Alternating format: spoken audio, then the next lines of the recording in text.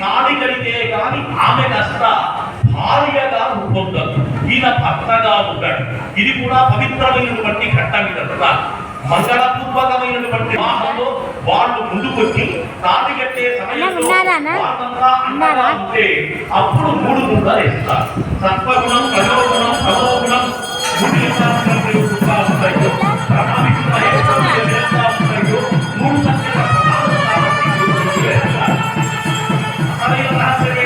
గట్టిగా ఉండాలి.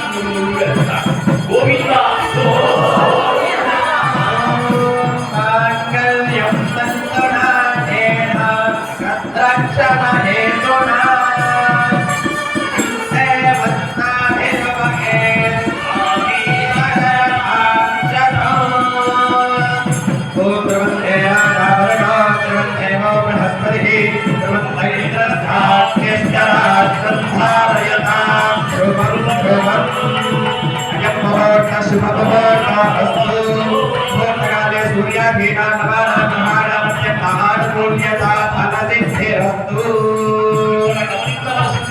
అంటే మన మానవ కళ్యాణంలో మమ జీవన హేతునా అంటారు.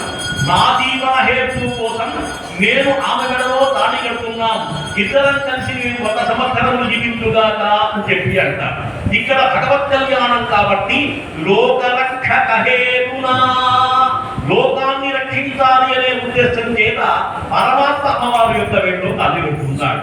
మరి ఇంకో అమ్మవారి యొక్క వెంటో జగజ్జీవన హేతునా, ఈ జగత్తులో ఉండేటువంటి నా బిడ్డలంతా బాగుండాలి, అందుకని వాళ్ళ కోసం నేను తాళి కడుతున్నాను అని చెప్పి 2వ